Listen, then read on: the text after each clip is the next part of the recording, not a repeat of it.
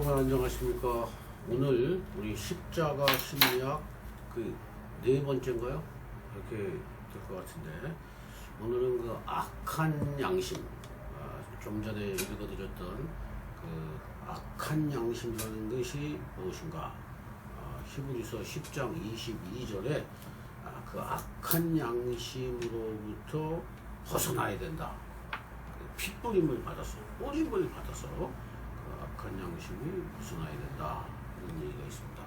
그 악한 양심이라는 게 성경에서 이렇게 제가 찾아봤을 때 그 악한 양심에 해당되는 그 가장 대표적인 인물이 누구냐라고 이렇게 봤을 때, 출애굽기에 나오는 바로 왕이 그 악한 양심의 대표적인 인물로 꼽을 수가 있습니다.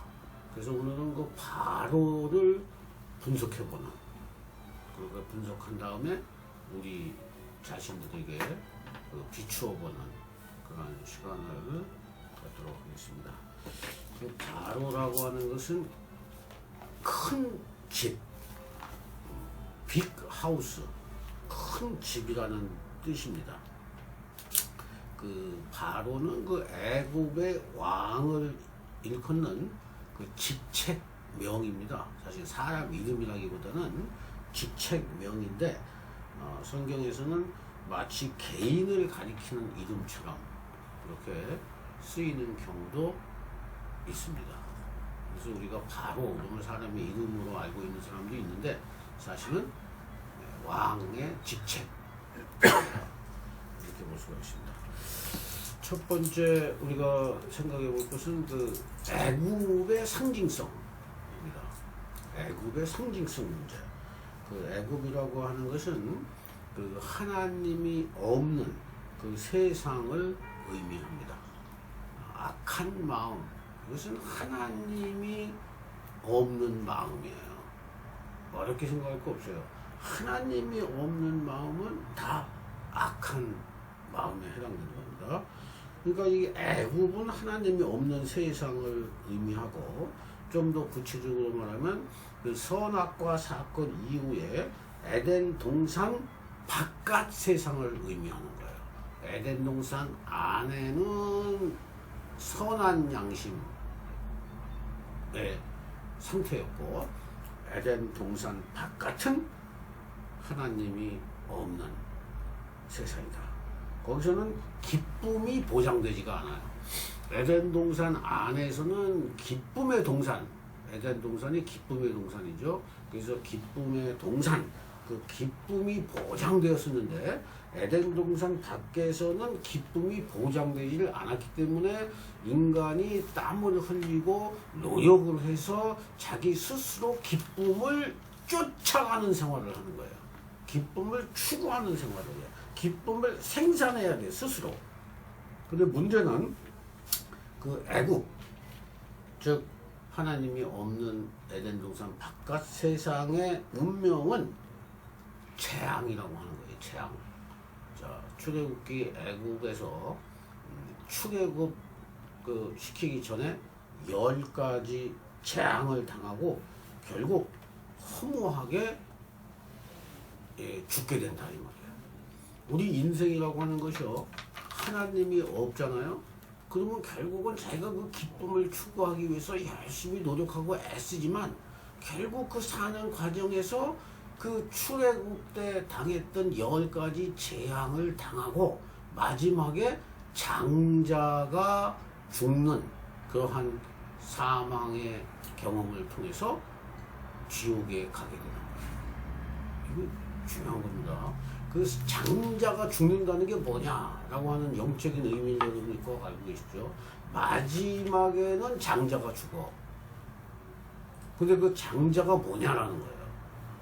장자가 죽기 전에 먼저 깨달으면 좋은데, 사람들이 바로처럼 완고하고 고집이 세기 때문에 당할 걸 다 당한 다음에 손을 들게 돼 있다, 이 말이에요. 그럼 장자가 죽는다는 거 영적으로 무슨 뜻이냐? 장자가 죽는다는 건요, 장자가 의미하는 거는 자기가 자기 마음에 가장 아끼고 가장 소중하게 여기고 가장 버릴 수 없는 그 애착과 사랑을 가장 쏟아부은 그 대상, 그 다 각자 다를 것입니다. 그것을 상실하는 경험을 가르쳐서 장자가 죽는 경험이다, 이렇게 말하고 있는 것입니다. 장자가 죽는다 라고 하는 거 뭔지 아시죠? 여러분 있죠? 인생살이라는 거 뭔지 압니까? 자기가 좋아하는 기쁨의 대상을 획득하려고 막 노력하고 방황하는데 잘 되는 사람도 있지만 잘 되는 사람도 얼마 없고 대부분이 실패를 하지만, 그러나 그것이 됐다고 해도 마지막에는 다 소멸되고 사라지는 거예요. 근데 여기서 놀라운 건요, 그 이스라엘 고센 땅에 있었던 이스라엘 사람들은 그 재앙을 당하지 않았다는 거예요. 그게 무슨 의미냐라고 하는 걸 알아야 돼요. 이 애굽 땅에 있는 모든 사람들에게는 그 장자가 다 죽었어요. 그 가축의 첫 번째 것도 다 죽었다고. 근데 고센 땅에 있는 이스라엘 사람들은 그러한 장자가 죽는 재앙을 당하지 않고 출애굽을 했다는 거예요. 왜 그러냐? 거기에 하나님이 계시느냐? 하나님과 연결되어 있느냐? 연결되어 있지 않느냐? 그 차이라고 하는 거예요. 그러니까 악한 양심, 하나님이 없으면 악한 거고 하나님이 계시면 선한 거예요. 그 기준을 명확하게 알고 계셔야 되는 거예요. 자, 두 번째, 애굽의 생활 방식 문제입니다. 대부분의 사람들은 이 땅에서 하나님이 없는 상태에서도 애굽 왕이 되는 걸 가장 부러워해. 또 애굽 왕의 측근이 되는 것을 부러워해. 이 생활 방식 한번 여러분이 스스로 점검을 해보십시오.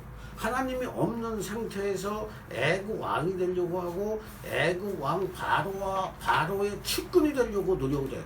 커다란 집, 애굽의 뜻이 커다란, 바로의 뜻이 커다란 집이라고 그랬는데 그 커다란 집에서 돈과 명예와 권력을 소유하고 영향력을 행사하는, 마치 하나님과 같은 존재가 되고자 노력하는, 애쓰는 그 과정, 그것이 인생 과정이에요.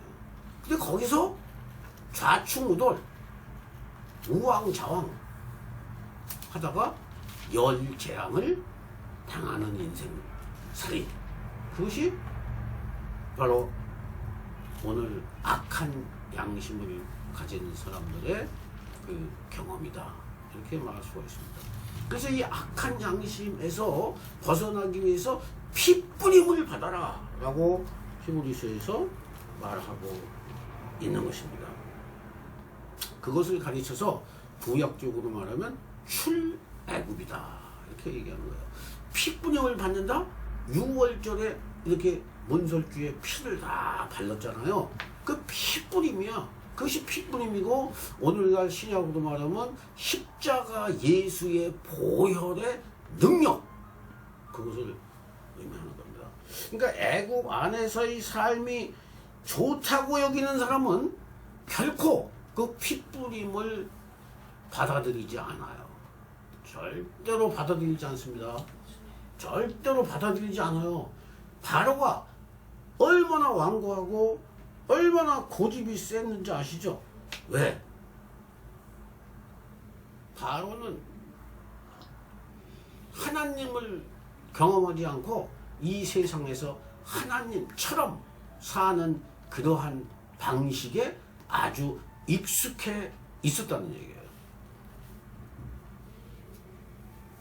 애굽의 영향력에서 벗어나려는 강한 믿음이 있어야 되고, 또 믿음만 있어도 안 되고 사실상 그 힘이 있어야 되는데, 힘이 없으면 이 애굽의 세상, 애굽의 영향력에서 결코 벗어날 수 없다. 먼저 이걸 정확하게 알겠네요. 여러분 있죠? 구원을 받았다, 나는 구원을 누리고 있다, 이거가 경험되려면요, 그 재앙이라고 하는 것이 보여줘야 돼요. 자, 이스라엘 사람들이 그 눈으로 봤죠. 그 애굽 사람들이 전부 다 어떻게 했습니까? 재앙을 당하고 뭐 재앙이 피재앙부터 이재앙, 파리재앙, 무슨 우박이 떨어지는 재앙, 그 질병이 생기는 재앙, 뭐 암흑의 재앙, 마지막에는 무슨 이게 장자가 죽이는 이런 재앙을 당하는 걸 보고 있는데 자기들은 안전하단 말이야. 그러니까 구원의 기쁨을 거기서 와 놀랄 수밖에 없잖아요. 근데 왜 오늘날의 교회 다니는 사람들은 그 구원의 기쁨을 누리질 못하느냐? 다른 사람이 재앙 속에 있다는 걸 보는 눈이 없어. 저는 다 재앙 속에 있다. 나는 근데 보호를 받고 있다. 이런 느낌과 체험이 있고 그런 눈이 열리지 않았기 때문에 구원의 경험 누리지 못하고 있는 거예요. 열재앙이 무슨 뜻인지 아세요? 하나님이 없는 삶은 지금 잘 먹고 잘 사는 것 같지만 결국은 재앙의 삶이다. 이것이 눈이 떠서 보여야 된다는 거예요.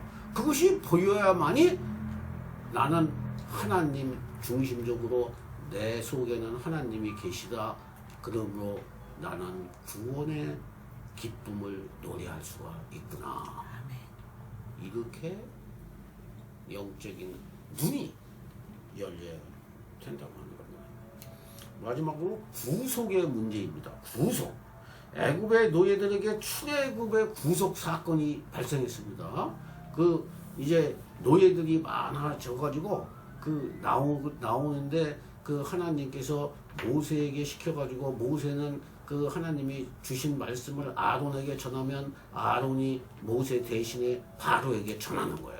그런 과정을 통해서 노예들이 탈출을 합니다. 그런데 이건 하나님이 일으키신 사건을 구속 사건이라고 그래요. 구속 사건. 이 구속 사건을 경험한 자들을 가르쳐서 믿는 자라고 하는 거예요. 이 구속 사건을 정확하게 알아야 되고 깨닫고 실제 경험을 해야 되는데 구속이라는 것은 뭐냐? 이렇게 정의할 수가 있습니다. 바로의 노예 상태에서 벗어나서 하나님의 노예 상태로 들어가는 거예요. 그러니까 바로라고 하는 것은 이 세상, 악한 세상, 하나님이 없는 세상, 하나님의 지배를 받지 않고 바로의 지배를 받는 세상, 돈과 권력과 명예의 지배를 받는 세상, 다른 사람으로부터 인정받고 싶어하는 그러한 욕망의 지배를 받는 세상, 그런 세상으로부터 진리와 사랑의 그러한 본질을 갖고 계신 하나님의 노예 상태로 들어가는 것, 그것을 구속이라고 그래요. 그것을 구속사건이라고 그래. 그 구속사건을 경험한 자를 구원받은 자, 예수 믿는 자, 예수 사람들 이렇게 얘기하고, 그 구속 사건이 일어날 때 그 애굽에 있는 사람들이 경험하는 건 뭐냐? 심판 사건을 경험하는 거예요. 구속 사건은 반대는 심판 사건입니다.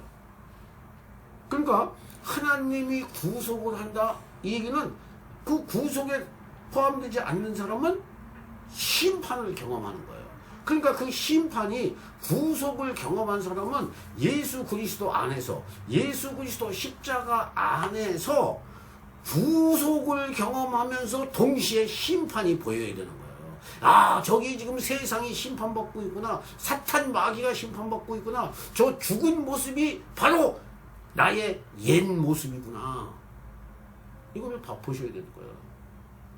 그게 보여야 돼.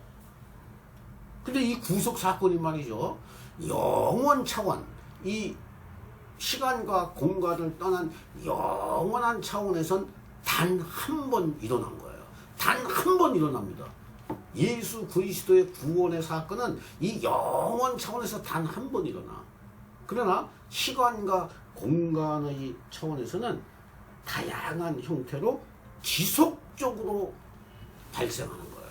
이 구원을 오늘 매일 매 시간마다 이 십자가에 달리신 예수 그리스도가 바로 나다, 내가 거기서 옛 자아가 죽고 새로운 자아가 태어났다.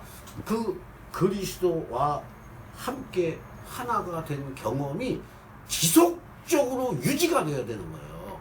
유지가 되는 동시에 지금 이 세상이 심판 속에 재앙 속에 있구나라는 거가 아주 리얼하게 느껴지고 경험되고 합리적으로 설명이 될 때 그 사람을 구원을 누리고 있다. 이렇게 말할 수가 있는 겁니다. 악한 양심에서 벗어나는 사람이 되는 거예요. 십자가는 영원한 구속의 자리입니다. 애굽에 대해서, 애굽 생활 방식에 대해서 죽는 자리예요. 출애굽의 죽음 충동이 발생하는 마음 자리다. 이렇게 말할 수가 있습니다. 동시에 진리와 사랑의 하나님의 통치, 하나님의 지배를 선택하는 마음 자리다. 이렇게 말씀드릴 수가 있습니다. 저와 여러분께서 이러한 십자가의 진리, 열 재앙이 보여야 된단 말이죠. 열 재앙이 보이지 않으니까 내가 구원을 받은 건지, 교회를 다니면서도 형식적으로 왔다 갔다 하게 된다는 거예요. 이 교회를 다니는 게 중요한 게 아니에요. 다 보이는 교회에 다녀서 세리머니를 하고 찬송을 입으로 부르고 뭐 말씀을 듣고 이런 과정이 말하자면 그것이 하나의 형식화가 되고 하나의 그 습관처럼 이렇게 되고 감동이 없다면은 다시 한번 되돌아 봐야 된다고 하는 겁니다. 화석화된 신앙을 가지면 안 되는 거예요. 매일매일 십자가에 돌아가신 그 예수 그리스도가 이 마음 속에서 실제로 살아계시고 자기 자신에게 말씀을 하고 영적인 힘으로 능력으로 작용을 하는 생활화, 믿음의 생활화가, 진리의 생활화, 말씀의 인격화가 이루어져야 한다 이 말이에요. 우리 기독교가 살아나는 길은 그거밖에 없습니다. 그거가 안 되면요 다 엉터리고 미신이고 다른 종교나 이단이나 다를 것이 없는 거예요. 화석화되는 거예요. 저와 여러분이 그러한 그 놀라운 구속의 경험을 체험하고 다시 회복하고 하나님이 주시는 소명을 실천하는, 그 소명을 실천하는 것이 진짜 생명이구나 이렇게 느끼는 복된 주인공이 되시기를 예수 이름으로 간절히 기도합니다. 아멘.